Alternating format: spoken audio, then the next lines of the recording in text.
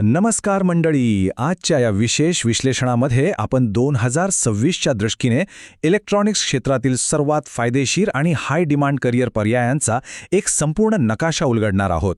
आगामी काळात नक्की कोणती क्षेत्रे वेगाने प्रगती करणार आहेत आणि कुठे सर्वात जास्त संधी दडल्या आहेत हे आपण अगदी सविस्तरपणे पाहूया. आजची आपली चर्चा प्रामुख्याने या 5 टप्प्यांतून जाणार आहे. सुरुवातीला आपण 2026ची इलेक्ट्रॉनिक्स क्रांती समजून घेऊ, त्यानंतर सर्वोच्च श्रेणीतील VLSI आणि एम्बेडेड करिअर्स, मग EV आणि AI मधील नवीन संधी, त्यानंतर पायाभूत व सरकारी नोकऱ्या आणि शेवटी एक अचूक करिअर निष्कर्ष काढू. चला तर मग सुरुवात करूया. पहिला टप्पा 2026ची इलेक्ट्रॉनिक्स क्रांती. आज आपला भारत अतिशय वेगाने जागतिक सेमीकंडक्टर हब बनतोय.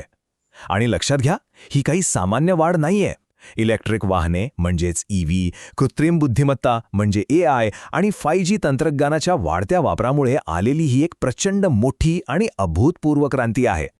वाढीचा वेग किती भयंकर आहे याचा फक्त विचार करा. केवळ आपल्या भारतातच AI संबंधित नोकऱ्यांमध्ये तब्बल 60% वाढ झाली आहे. ही आकडेवारी सांगते की सध्या मार्केटमध्ये किती प्रचंड मागणी आहे आणि हार्डवेअर क्षेत्राचं भविष्य किती वेगाने बदलतंय. दुसरा टप्पा टॉप टियर किंवा सर्वोच्च श्रेणी VLSI आणि एम्बेडेड सिस्टम्स. ज्यांना सर्वाधिक पगार आणि एकदम फ्युचरप्रूफ करिअर हवंय त्यांच्यासाठी व्हेरी लार्ज स्केल इंटिग्रेशन म्हणजेच VLSI आणि चिप डिझाईन सध्या नंबर 1 वर आहे. यामध्ये मुख्यत्वे IC आणि प्रोसेसर डिझाईन करायचे असतात. आता भारतातच नवीन सेमीकंडक्टर फॅब्स उघडत असल्यामुळे इंटेल, क्वालकॉम किंवा टाटा इलेक्ट्रॉनिक्स सारख्या कंपन्यांमध्ये सुरुवातीलाच 8 ते 30 लाख रुपये किंवा त्याहूनही अधिक पॅकेज सहज मिळू शकतं. आता एम्बेडेड सिस्टमचा विचार करूया. इथे संधींचा आवाका खरंच थक्क करणारा आहे. तुम्हाला कदाचित आश्चर्य वाटेल, पण आजकालच्या एका आधुनिक कारमध्ये जुन्या स्पेस शटलपेक्षाही जास्त कोडिंग असू शकतं. जगातल्या 90% इलेक्ट्रॉनिक उपकरणांमध्ये एम्बेडेड सिस्टम्स वापरल्या जातात. त्यामुळे इथे 3 ते 10 लाखांच्या पॅकेजसह नोकरीची कमालीची स्थिरता मिळते. सोप्या भाषेत या 2 सर्वोच्च क्षेत्रांची तुलना करायची झाली तर चित्र अगदी स्पष्ट आहे. एका बाजूला VLSI मधील प्रचंड मोठे पगार आहेत, तर दुसरीकडे एम्बेडेड सिस्टम्समधील नोकऱ्यांची अफाट उपलब्धता आणि मार्केट स्टेबिलिटी आहे.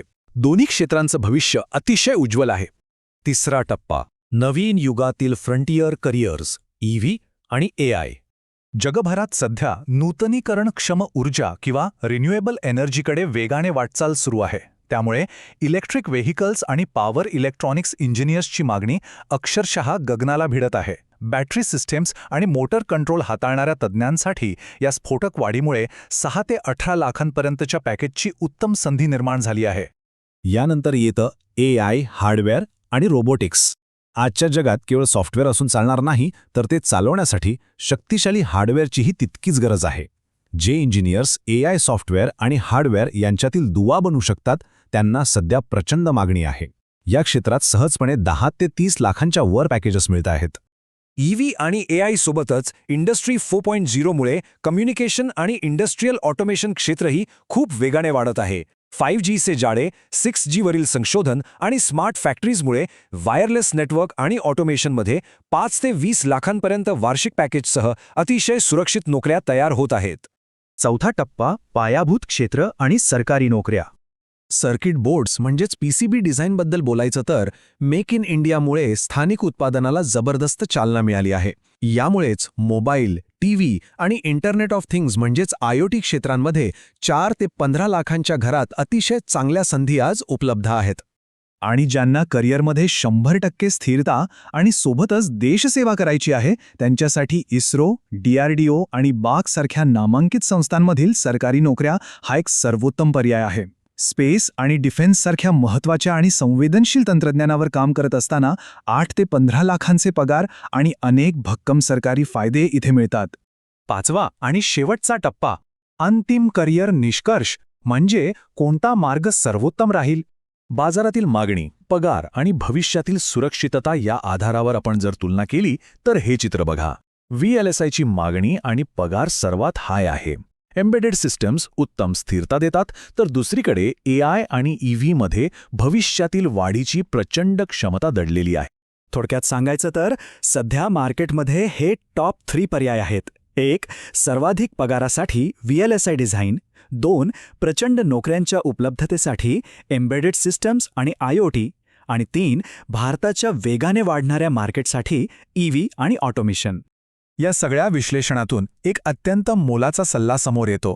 थेट VLSI आणि एम्बेडेड या दोन्हीच्या कॉम्बिनेशनमध्ये करिअर सुरू करण्यात भविष्यात प्रचंड मोठा स्कोप आहे. चिप डिझाईन आणि सिस्टम प्रोग्रॅमिंग या दोन्हीवर तुमची पकड असली की इंडस्ट्रीमध्ये तुमचं स्वतःचं असं एक अफाट मूल्य निर्माण होतं. चिप डिझाईन, स्मार्ट उपकरणे आणि इलेक्ट्रिक वाहने अशा सर्वच क्षेत्रांमध्ये आज अभूतपूर्व वाढ होत आहे. आता विचार करण्यासारखा प्रश्न हाच आहे की यापैकी कोणत्या तंत्रज्ञानातून भविष्यातील क्रांती घडवली जाईल आणि या नव्या युगाचे शिल्पकार म्हणून या क्रांतीचा भाग होण्यासाठी आपण कोणता मार्ग निवडणार आहात? विचार नक्की करा. हे सविस्तर विश्लेषण पाहिल्याबद्दल मनःपूर्वक धन्यवाद.